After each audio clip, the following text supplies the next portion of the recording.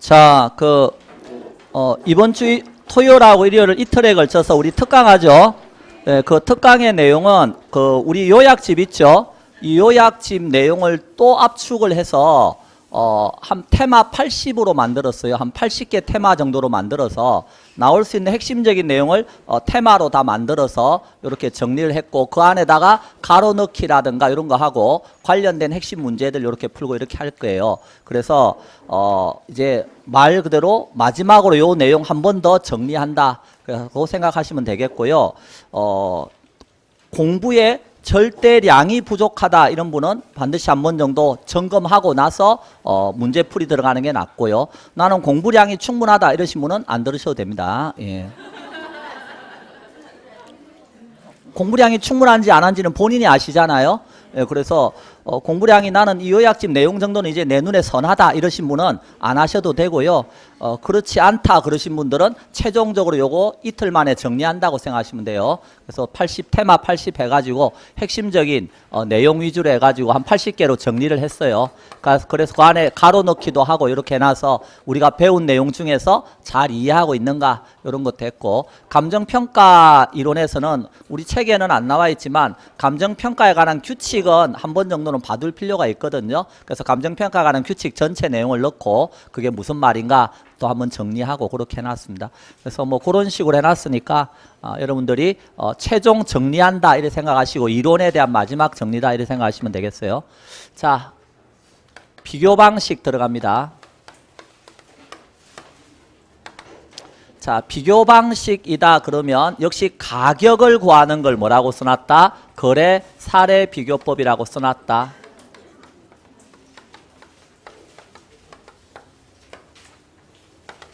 자, 거래 사례 비교법이다 그랬을 때 그 거래 사례 비교법과 관련해서는 우리가 알고 싶다가 있고 알고 있다가 있는 것이다.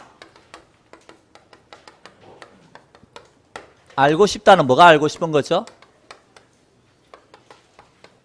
대상 부동산 가격이 알고 싶다에 해당하는 겁니다. 그럼 대상 부동산 가격이다 했을 때 평가사가 구해주는 가격은 무슨 가격이다? 시장 가치. 그 말이 어려우면 정상적 가격이다 이래 생각하시면 되겠습니다.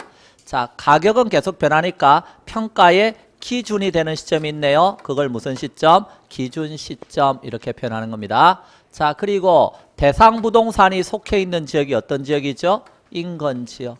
그러니까 인근지역 안에 있는 대상 부동산의 기준 시점에 정상적 가격이 알고 싶다. 그래서 평가사를 찾아갔네요. 그랬더니 평가사가 알고 있는 것을 가져다가 알고 싶다를 찾아주더라는 거죠. 그럼 알고 있다가 뭐죠? 거래 사례 가격이 되겠다.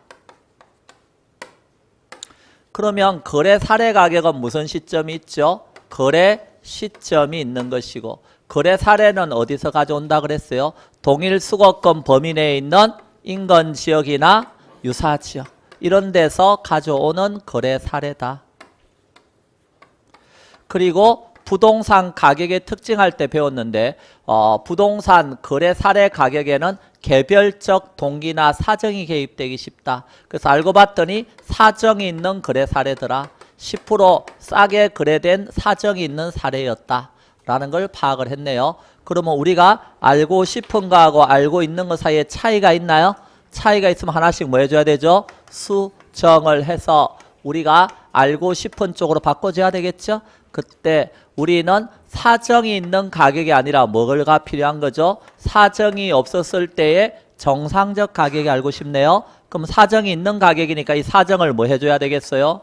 보정해서 사정이 없었을 때 정상적 가격으로 바꿔줘야 되겠죠? 그걸 뭐라고 쓴다? 사정 보정. 또 이 거래 시점 있네요. 거래 시점 1년 전이라고 생각해 보세요. 우리는 1년 전 가격이 알고 싶은 게 아니죠. 무슨 시점? 기준 시점의 가격이 알고 싶어요. 기준 시점 원칙이 언제라 그랬죠? 가격 조사 완료일입니다. 근데 예외적으로 과거의 특정 일도 기준 시점이 될 수 있다. 기억납니까? 예, 그게 뭐였죠? 소급평가 그래요.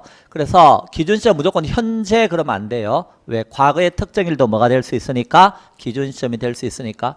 그러면 거래 시점 가격을 무슨 시점 가격으로? 기준 시점 가격으로 바꿔줘야 되겠네요. 그걸 뭐라고 쓴다? 시점 수정 이렇게 쓰는 것이다. 자, 그래서 거래 시점 가격을 기준 시점 가격으로 바꿨어요. 자, 그 다음에 대상이 속해 있는 지역은 인근 지역이죠. 근데 사례는 어디에서 가져올 수도 있고 인근 지역에서 가져올 수도 있고 유사 지역에서 가져올 수도 있습니다. 인근 지역은 같은 지역이니까 지역 격차가 없죠. 그러니까 이때는 비교 수정할 내용이 없네요. 자, 그런데 유사 지역에서 사례를 가져왔습니다. 대상은 어디에 있는데? 인근 지역에 있는데. 그럼 유사한 지역이지만 이 인근 지역하고 어때요? 지가 형성연이 똑같다라고 말할 수는 없죠. 약간의 뭐는 있을 수 있다? 지역 격차는 있을 수 있습니다.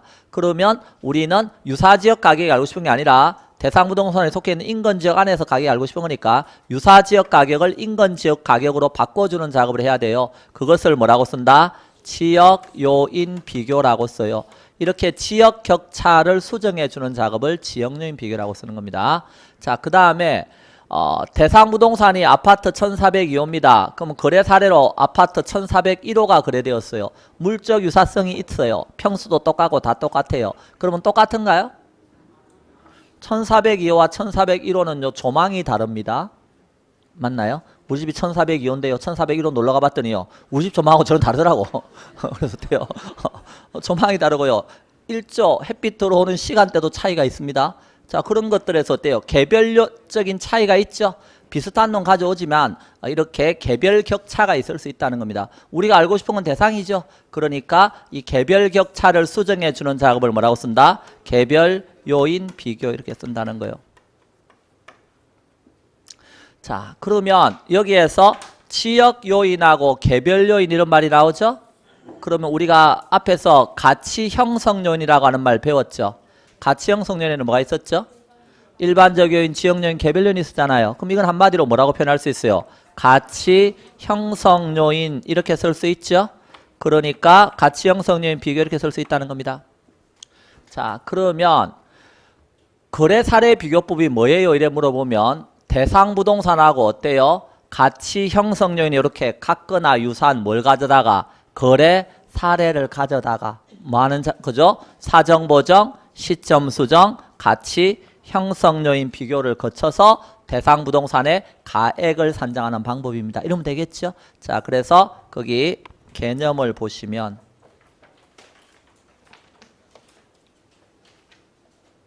자, 178쪽에 그 의의가 나옵니다. 대상 물건하고 가치 형성 요인이 같거나 비슷한 물건의 거래 사례와 비교해서 대상 물건 현황에 맞게 뭐 하자고요? 사정 보정, 시점 수정, 그 다음에 가치 형성 요인 비교, 여기에는 지역 요인 비교, 개별 요인 비교 이런 게 들어있겠죠? 이런 걸 거쳐서 대상 물건의 가액을 산정하는 감정평가 방법을 말합니다. 이해됐죠? 그러면 거래 사례 가져다가 뭐 한다고요? 사정 보정, 시점 수정, 지역 요인 비교, 개별 요인 비교 하네요. 그래서 앞으로 제가 앞글자 따서 사시, 지개 이러고 논다 이렇게 말할 거예요. 거래 사례 가져다가 뭐 하고 논다고요? 사시, 지개 이러면서 논다. 자, 그런데 그러면 당연히 이렇게 해서 이제 대상 부동산 가액을 구하는 방법입니다. 이렇게 나온 가액을 비중 가액 이렇게 쓴다는 거요. 또는 유추 가액 이렇게.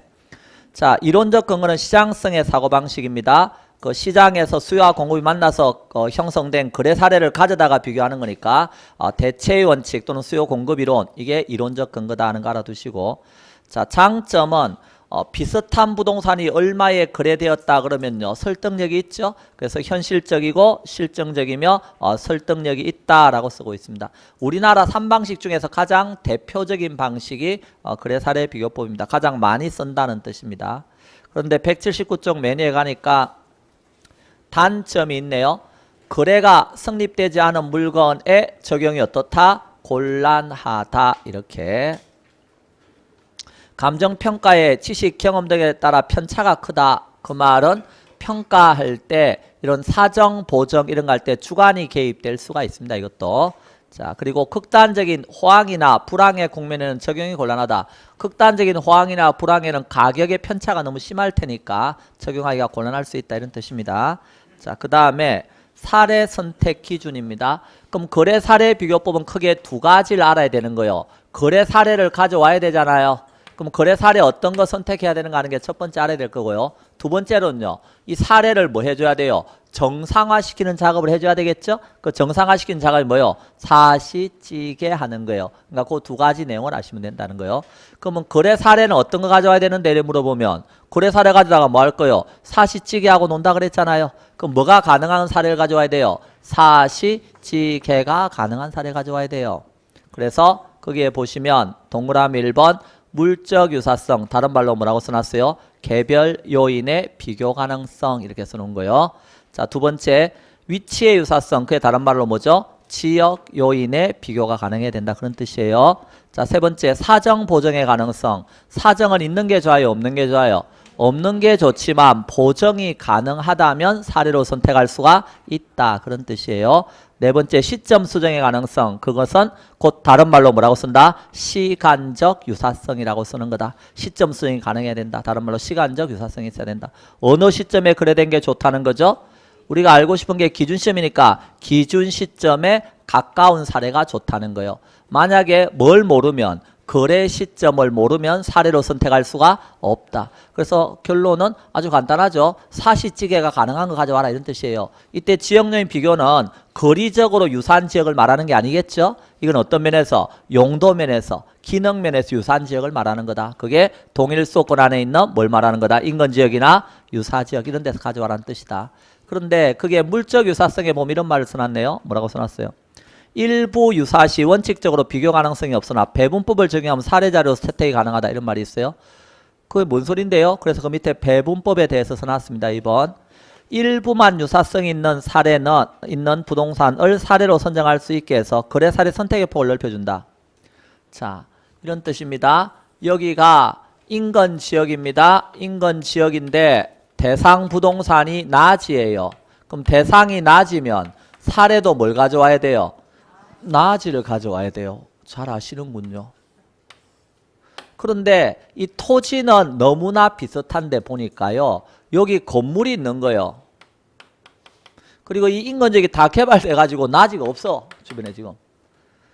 근데 토지는 너무나 유사해. 일부가 유사하죠. 근데 얘는 건물이 없고 얘는 있어요. 그런데 얘가 팔렸대요.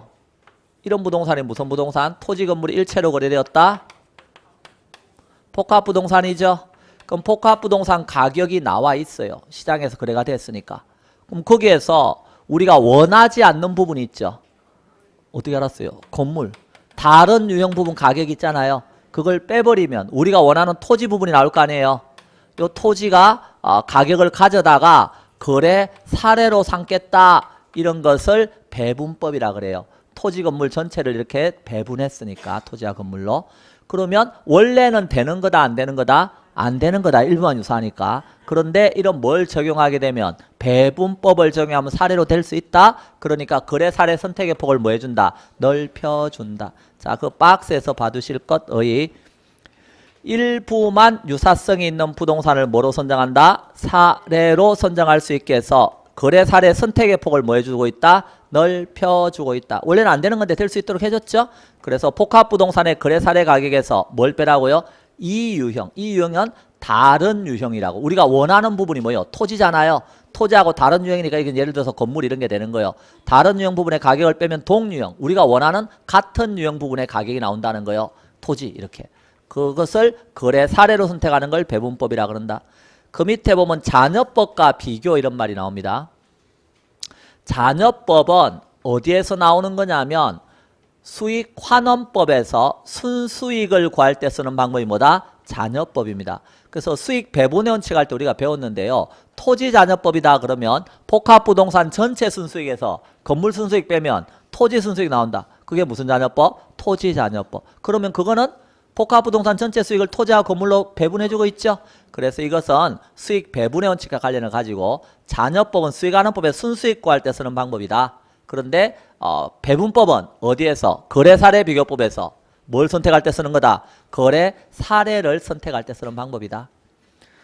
중요한 거는 지우면 배분법 이런 말은 일주일만 지나면 들은 적이 없음 이렇게 가기 때문에 자 문제가 되긴 하는데 나중에 여기에서 거래 사례 비교법에서 거래 사례 선택하는 방법으로서 배분법이라고 하는 게 있었다 하는 걸 좀 알아달라는 겁니다. 자 뒤로 넘깁니다. 자 그 다음에 180쪽에서 사례를 뭐 하라고 돼 있어요? 정상화시키는 방법 이렇게 써놨나요? 정상화시키는 게 뭐 하는 거죠? 사시지게 하는 걸 알려주는 거예요. 정상화시킬 때 우리나라에서는 정상화시키는 방법으로서 비율수정법을 씁니다. 비율수정법은 비율로서 수정하는 거죠. 비율이다 그러면 위에는 뭐 우리가 알고 싶다가 들어가고 밑에는 알고 있다. 알고 싶은 게 위로 간다 그랬죠. 그럼 우리가 알고 싶은 건 뭐예요? 대상이에요? 사례예요? 대상이죠. 그럼 대상과 관련되어 있는 건 어디다가 쓰면 되는 거예요? 위에다가. 그럼 사례와 관련되어 있는 건 아래다가 쓰면 되겠죠. 그럼 100% 비율을 기준해서 수정을 해주라는 거예요. 플러스 마이너스 알파. 여기도 플러스 마이너스 알파. 자, 예를 들어서 그 비율 수정할 때 사정 보정이라고 하는 말 있나요? 자, 사정 보정은 사정이 있는 가격을 뭐로 만드는 거예요? 사정이 없었을 때 정상적 가격으로 만드는 거예요. 그러면 만약 사정이 없이 대상부동산 여기에서 사정이 없이 거래 사례가 정상적으로 거래되었다면 요거 10억이에요. 그런데 지금 급매하는 바람에 9억에 팔았대요. 그럼 거래 사례가 9억일 거 아니에요. 근데 9억인데 뭘 거치게 되면 사정 보정을 거치게 되면 얼마로 바뀌어야 된다? 10억으로 바뀌어야 된다는 거예요. 그러면 9억이 변하여서 뭘 거치게 되면 여기 있는 사정 보정이라고 하는 걸 거치게 되면 얼마로 바뀌어야 된다고요? 10억으로 바뀌어야 되는데 9억을 어떻게 10억으로 만들어요? 그랬을 때 이렇게 생각할 수도 있죠. 더하기 1억 하면 되잖아. 맞나요? 그럼 10억이 되죠? 예, 이렇게 수정할 수도 있나요? 있지. 이런 걸 금액 수정법이라 그래요. 돈으로 수정했으니까. 근데 우리나라는 요거 잘 안 쓰고 뭘 쓴다 그랬어요, 지금? 비율 수정법을 쓴다고요. 그럼 비율이면 분모 분자로 나타낼 수 있고 위에는 뭘 쓰라 그랬어요? 대상. 그럼 대상과 관련돼 있는 사정 보정치를 써주는 거예요. 사정 보정하는 거니까. 밑에는요. 사례와 관련돼 있는 사정 보정치를 써야 되겠죠. 자, 그런데 100을 기준해서 지금 사정이 있는 건 대상이에요, 사례예요? 사례가 지금 사정이 있잖아요. 10% 싸게 거래되었다. 사례가 사정이 있으니까 여기서 빼기 뭘 해주면 10을 해주면 얼마가 돼요? 90분의 100이 될 거 아니에요. 그럼 여기다 9억 곱하기 90분의 100 이렇게 하면 얼마예요? 놀랍습니다. 금방 하시는군요. 예, 이렇게. 요렇게 수정해 주는 걸 비율 수정법이라 그래요. 그 중에서도 곱하기나 나누기를 쓰는 걸 비율 승제법이라고 써요. 그래서 우리나라는 곱하기 나누기란 비율 승제법을 쓰는 거죠. 자, 그러면 요렇게 해 주시면 된다. 근데 요 원리는 사정 보정에만 적용되는 게 아니고 딴 데도 다 똑같이 적용되는 거다. 그러면 요 시점 수정이라고 돼 있는 거 있죠? 그럼 시점 수정할 때 우리가 알고 싶은 건 뭐예요? 대상. 알고 있는 건 사례. 그럼 대상 관련돼 있는 게 뭐죠? 기준 시점이죠? 그러니까 위에는 뭘 써주는 거예요? 기준 시점의 지수를 써주는 거예요. 이해되셨나요? 밑에는 뭘 써주고? 거래 사례 시점에, 즉 거래 시점에 뭐 지수 요렇게 써주면 된대요. 이런 것을 지수법이라고 써요. 그래서 거래점의 지수가 100인데 기준 시점 지수는 105다. 그 말은요. 여기에서 여기까지 가는 동안에 5% 올랐다. 그런 뜻이에요. 그래서 이렇게 해서 시점 수정하는 방법 중에 이렇게 하는 걸 뭐라고 쓴다? 지수법 이렇게 써요. 그 다음에 여기 지역요인 비교, 개별요인 비교 이런 것도 있잖아요. 그럼 지역요인 비교, 개별요인 비교 어떻게 하면 되는데요? 다 똑같다니까요. 위에는 뭘 쓰라고요? 대상, 밑에는 사례. 써가지고 대상이 속해 있는 인근 지역이 사례가 속해 있는 유사 지역보다 뭐 3% 열세다. 그럼 어떻게 해야 돼요? 지역적 요인을 비교해보니까 3% 열세다. 그럼 위에는 얼마? 100에서 3을 빼서 얼마? 97. 밑에는 요렇게 하라고요. 이게 지역 요인 비교예요. 대상이 속해 있는 인근 지역이 사례가 속해 있는 유사 지역보다 5% 우세다. 그럼 얼마? 어렵지 않죠? 개별 요인 비교도 똑같다 이거예요. 대상 부동산이 사례 부동산보다 2% 우세다. 그럼 얼마? 이렇게 하면 되죠? 요렇게 하는 것을 뭐라고 썼다? 총합적 비교법이라고 썼어요. 말 그대로 그냥 지역 이렇게 또는 개별 요인 비교해서 총합적으로 비교한 거죠.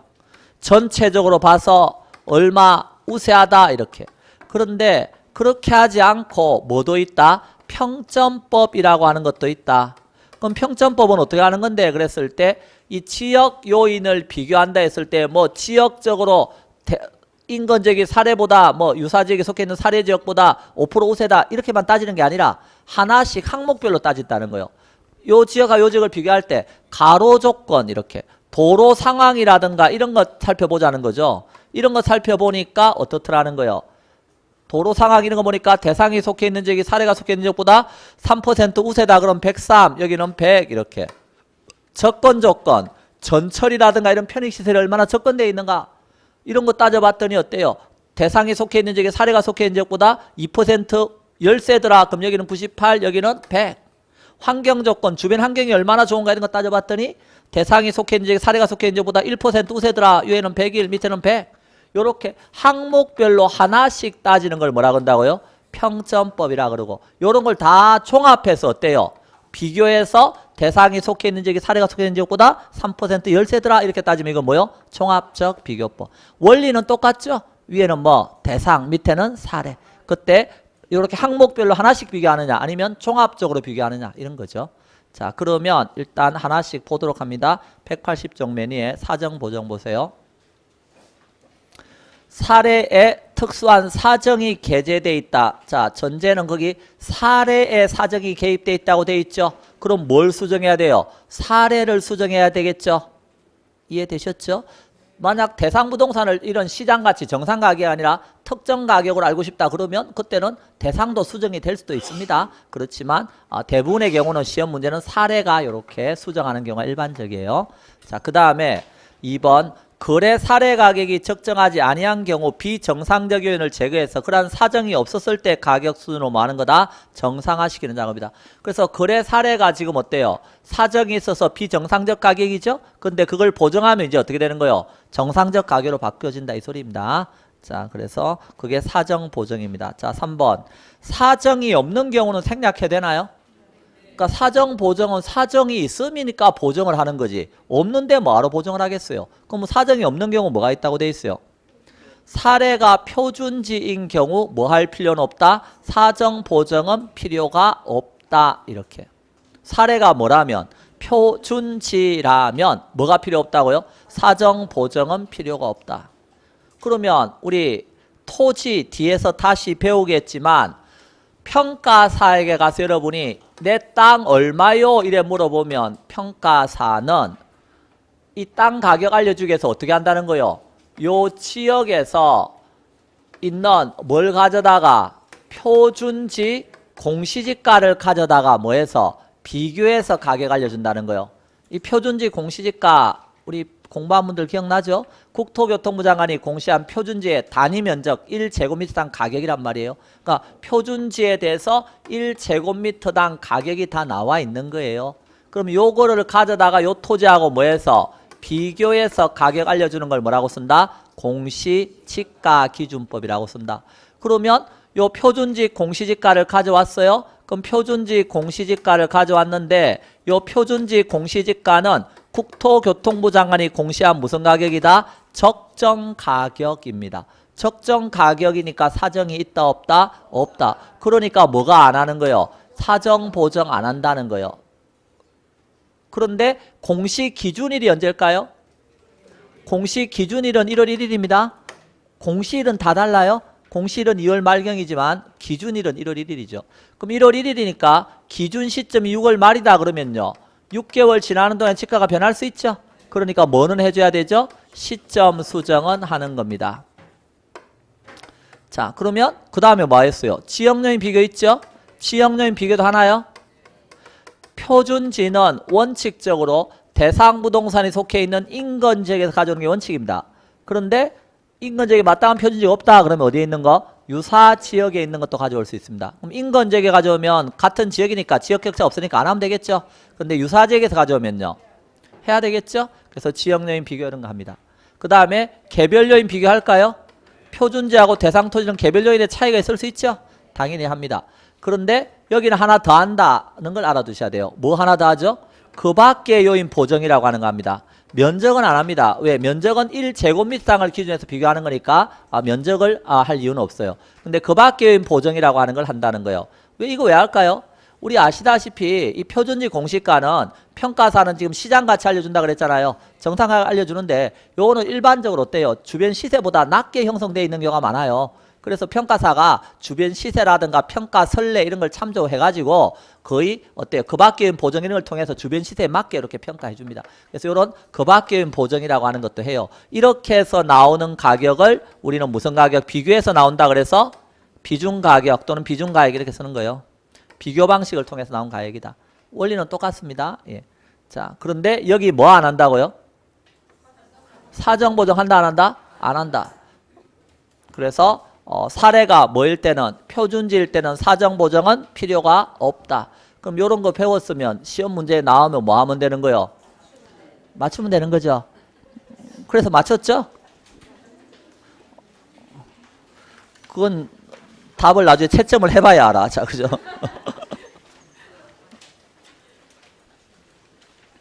(40번) 문제에서 물었다는 거요.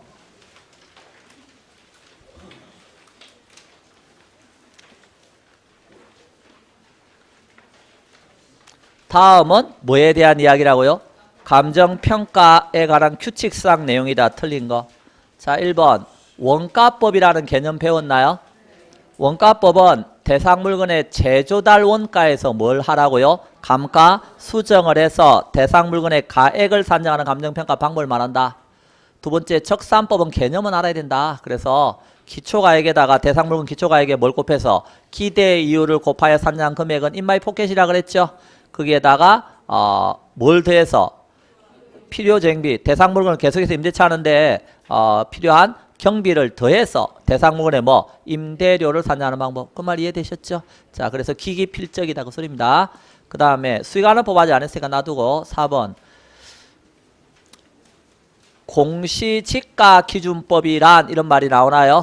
공시지가기준법은 대상 토지와 가치형 성률이 같거나 비슷한 하여 유사한 이용가치를 지닌다고 인정되는 표준지 공시지가를 기준으로 해서 여기까지 맞죠?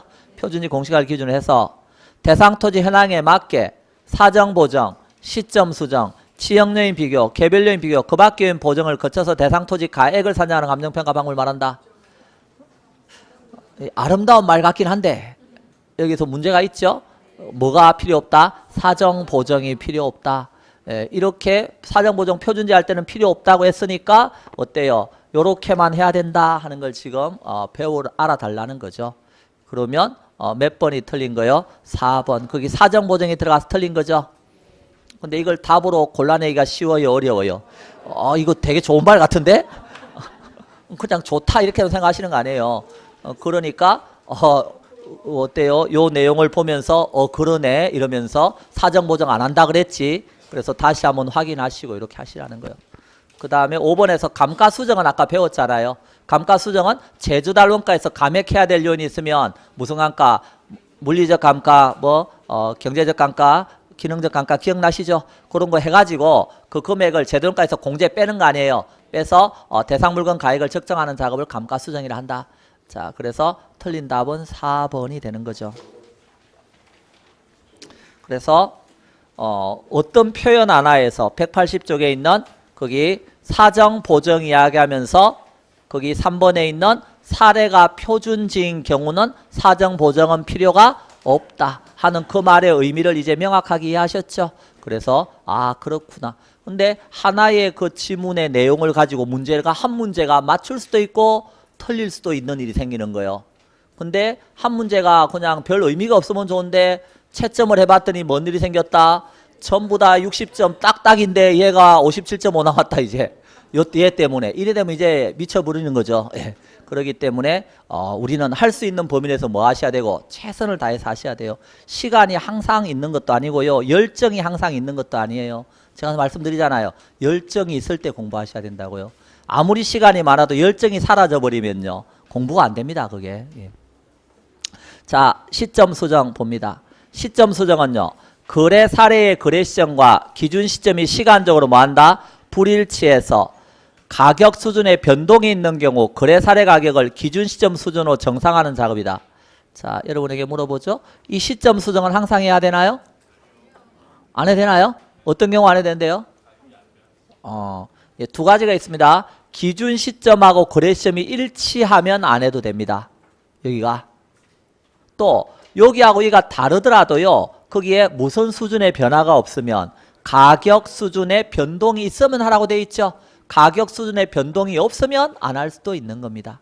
그 말 이해됐죠? 그래서 시점 수정도 항상 하는 건 아니고요.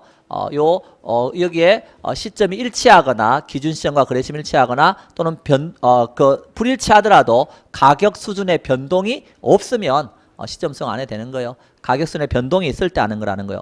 그러면 이렇게 말하면 맞아요, 틀려요? 그러면 시점 수정을 하게 되면 거래 시점이 아니라 기준 시점의 대상 부동산 가격이 되는 거다. 맞다, 틀렸다?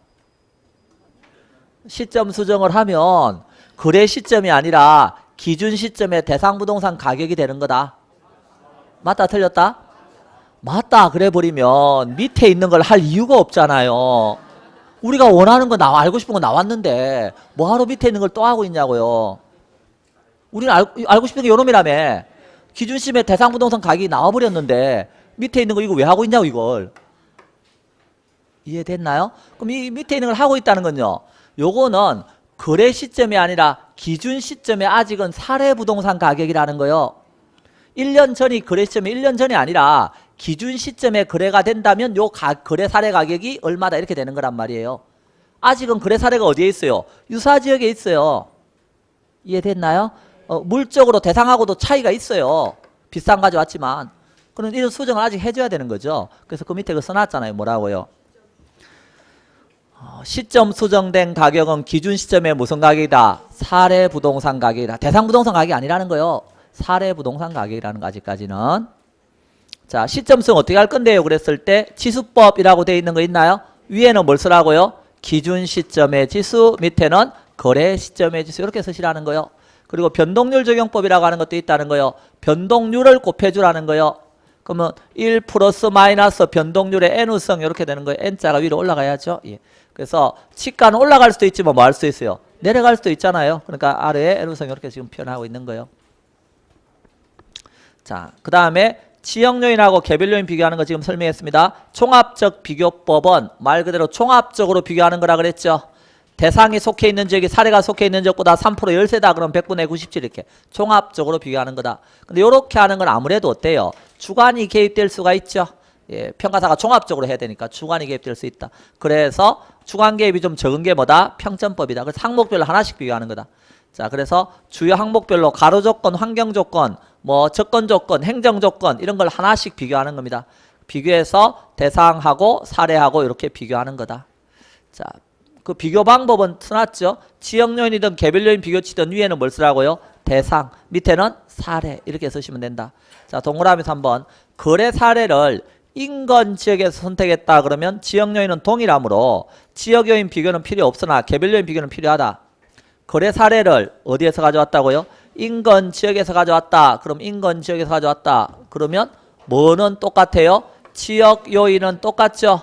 그러니까 뭐가 필요 없고 지역 요인 비교는 필요 없지만 뭐는 해야 되고 개별 요인 비교는 해야 되고. 다르게 말하면 거래 사례를 유사지역에서 가져왔다 그러면 뭐도 해야 되고 지역 요인 비교도 해야 되고 개별 요인 비교도 해야 된다. 아셨죠? 예. 자, 그런 것 정도는 아셔야 되겠다. 자, 이렇게 해서 사례를 정상화해서 대상 부동산의 가액을 구하는데 이렇게 나온 가액을 무슨 가액이라고 표현한다? 비준 가액, 비교 방식을 통해 나온 가액이다. 그런 뜻입니다. 자, 됐어요. 요 거래 사례 비교법에는 계산 문제가 나올 수 있습니다.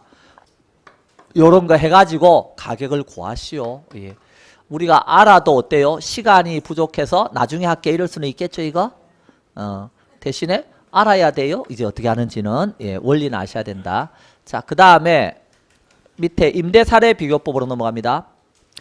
임대 사례 비교법에서 임료 산정 방법인데요. 임대 사례 가져다가 뭐 하면 되죠? 사시지게 하면 됩니다. 그게 뭐다? 이렇게 해서 나온 임대료를 비준임료 이렇게 쓰는 겁니다. 비준임료. 비준임대료라는 뜻이에요. 그러면 우리 거래 사례 비교법에서는 거래 사례 가져오려면 뭐가 가능해야 된다 그랬어요? 사시지게가 가능해야 된다 이렇게 말했잖아요. 근데 거래 사례 가격은 가격이죠. 가격은 유량이에요, 저량이에요? 이제 속도의 차이가 있을 뿐이지 알긴 알잖아요. 일정 시점에 측정하는 거니까 뭐요? 저량이죠. 근데 임대료는 뭐요? 유량이잖아요. 임대차 기간이 있잖아요. 그래서 임대 사례를 가져올 땐 당연히 어때요? 사시지게가 가능한 거 가져와야 돼요. 임대 사례도. 그래서 그게 동그라미 1번에 있는 위치의 유사성, 물적 유사성, 시간적 유사성, 사정 보정 가능성 이거잖아요.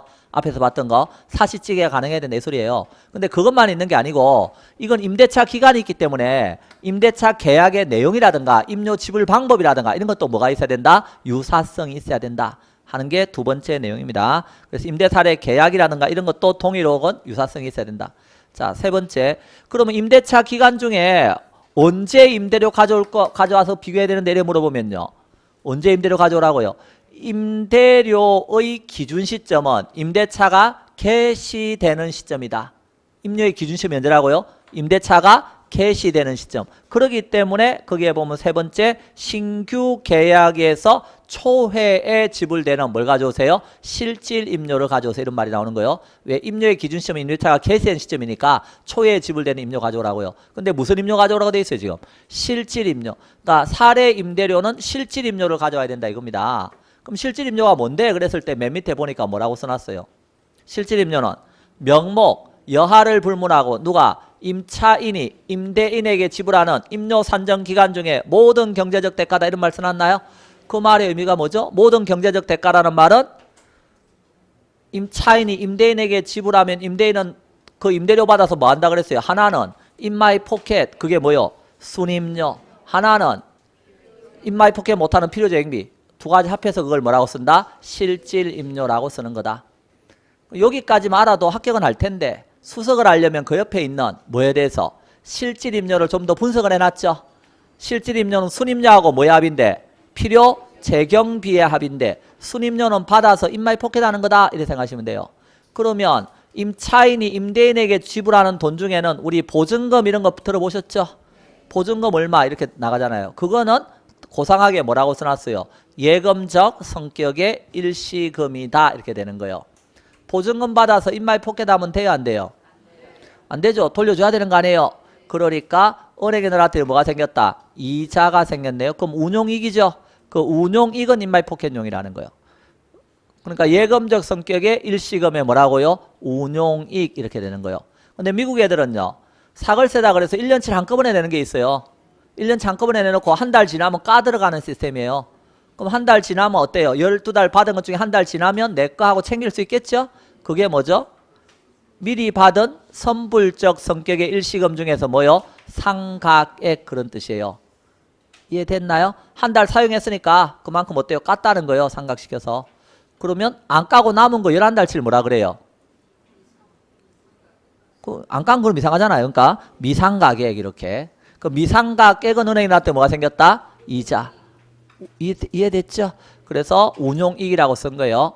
자, 그래서 일시금과 관련해서는 두 가지가 있는 거예요. 임차인이 임대인에게 지불하는 돈 중에서 예금적 성격의 일시금은 돌려줘야 되니까 운용이익만 임대인 거 되는 거고 선불적 성격은 미리 받은 거니까 그중에 한 달 지나면 상가액이라고 하는 게 생기고 아직 남은 거 그게 뭐죠? 미상가액. 그건 은행에 나왔으니까 이자 생겼죠? 운용이익 이렇게 표현한 거예요. 자, 그 다음에 이런 것도 있나요? 월세 이런 것도 있나요?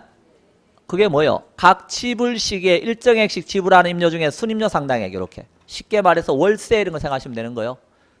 그럼 월세 받으면 임대인이 인마이 포켓 하겠죠? 예. 자, 그리고 그 밑에 또 뭐가 나와요? 부가사용료, 공익비중 실비를 뭐 하는 금액? 초과하는 금액. 부가사용료, 공익비 배웠어요? 안 배웠어요?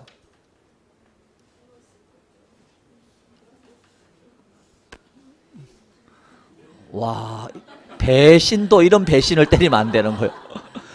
지난 시간에 바로 앞 페이지에서 178쪽에서 필요 재경비 제가 이야기하면서 거기 유지관리비 중에 보면 그 178쪽 매니에서 동그라미 2번을 보라고요.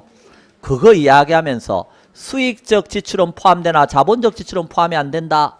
그래서 자본적 지출 이 건물 증축할 때 그거 임차인한테 돈 내놔라 그러면 안 된다.